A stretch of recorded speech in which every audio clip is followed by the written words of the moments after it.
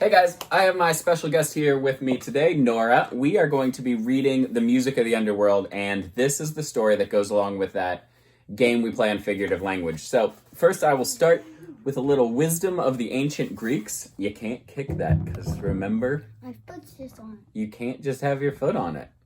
No. Thank you.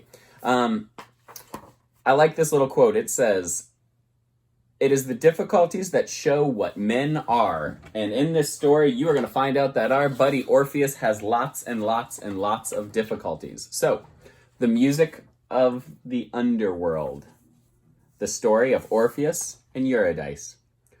Orpheus was the most cherished musician in all of Greece. When he played his lyra, birds would stop chirping just to listen to him play. Orpheus was also in love with a beautiful wood nymph named Eurydice.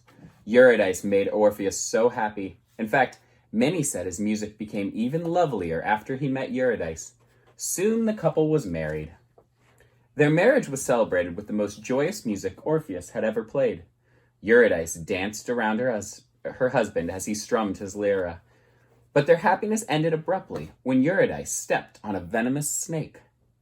The fangs of the snake left a deadly bite in her ankle.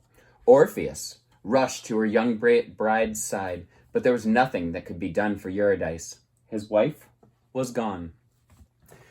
Orpheus experienced overwhelming grief for the loss of his wife.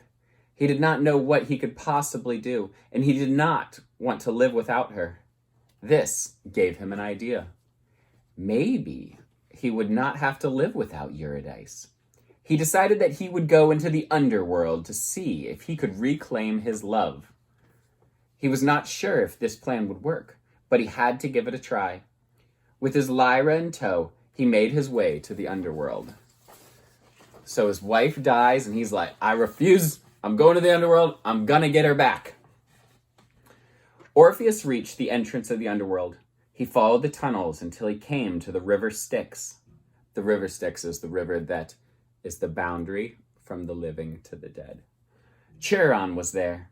He was responsible for taking spirits across on a ferry, a small boat. He drives them across the river. He was responsible for taking the spirits across on a ferry. Orpheus requested a ride on the ferry, but Chiron quickly refused. Orpheus did the only thing he knew to do. He closed his eyes, pictured his precious Eurydice, and began gently plucking the strings of his lyra. Even the stubborn Chiron could not resist the beautiful music that came from Orpheus's lyra. Orpheus had made it past one obstacle, but soon found himself facing Cerberus, Hades' three-headed dog, the monster that guarded the underworld. This creature was ready to make Orpheus his next meal, but Orpheus was quick on his feet. He began planning a lullaby, and before long, all three heads were sound asleep. Orpheus crept past the sleeping beast. He continued to play his way through the underworld until he reached Hades' throne. Sitting beside Hades was his queen, Persephone. There, Orpheus pleaded his case and begged to have his wife return with him. Then he did the only thing he knew to do. He began to play his lyra. He played the saddest song. Hades and Persephone both took pity on poor Orpheus. Hades decided to allow Eurydice to return with Orpheus under one condition. He said Eurydice would follow behind Orpheus and that they could be together again. This would happen under one condition. Orpheus had to agree that he would not look back until he was completely out of the underworld. He said Orpheus must have faith that Eurydice was there. Orpheus was overwhelmed with joy and set off to return home.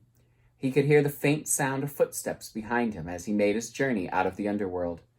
Orpheus was so tempted to turn around, but he knew he could not, so he played music to distract him. Finally, the sunlight was in the distance. Orpheus had almost made it out of the underworld. Suddenly, he felt fear. Gods were known to be cruel and tricky. What if Hades had tricked him and had left him had left him out of the underworld without his wife? I remember this. Orpheus was overwhelmed with doubt. As Orpheus neared the light of the day, fear overtook him, and he could not resist the temptation. He had to turn around. When he turned, he saw his beautiful bride, who looked just as lovely and as happy as the day of their wedding day. She smiled, but it quickly faded. Orpheus reached out to grab her hand, but Eurydice vanished. Orpheus was grief-stricken. He could hardly bear the fact that he had turned around too soon. He had lost the love forever. From that day on, his songs were those of sadness and despair. I like this story for a lot of reasons. Number one, you guys have probably seen the movie Hercules, and you know that Hades, the god of the underworld, is known as this bad, horrible creature. I like the fact that he's walking through the underworld and you get to picture these things, but you also see that Hades isn't so bad in this story. In a lot of these stories, the gods have their good moments and their bad moments. You guys have seen Athena in some of her bad moments. But on this one, our buddy Hades just says, have faith. Walk out of here. I'll let her follow you. Just believe. Have faith. Three-headed dog that likes to fall asleep. Any Harry Potter fans? In Harry Potter, they play the harp music. The three-headed dogs fall asleep. Where do you think that came from? Some lady who wrote J.K. Rowling, some lady who wrote Harry Potter however many years ago, or a story that's 2,000-3,000 years old. Thanks for listening. Now, when you play the game, you'll understand why Orpheus is trying to fight his way down to the underworld, and you'll understand, if you get far enough, the little lady that follows him back out of the underworld. I'll see you guys. Thanks. One more thing I really like about that Orpheus story is he's walking along and he's like, hey, Charon, can you take me across on your boat? And Charon's like, no. And he's like, bling, bling, bling, bling, bling. And Charon's like, okay, that's fine. And then he goes to this dog and he's like, dog, I need to pass. And the dog's like, arr. And he's like, bling, bling, bling, bling, bling. And the dog's like, arr, and falls asleep. And then he walks over and he's like, Hades, my wife, she's dead. Please let me have her back. And Hades is like, no. And he's like, bling, bling, bling, bling, bling. And Hades is like, all right, just don't look around. And everything is coming up Orpheus. And then what does he do? He turns around. And wifey, bye-bye. And can he go back again? No. It's just a once-in-a-lifetime opportunity down in Hades. And you blew it. You came so close, but you blew it.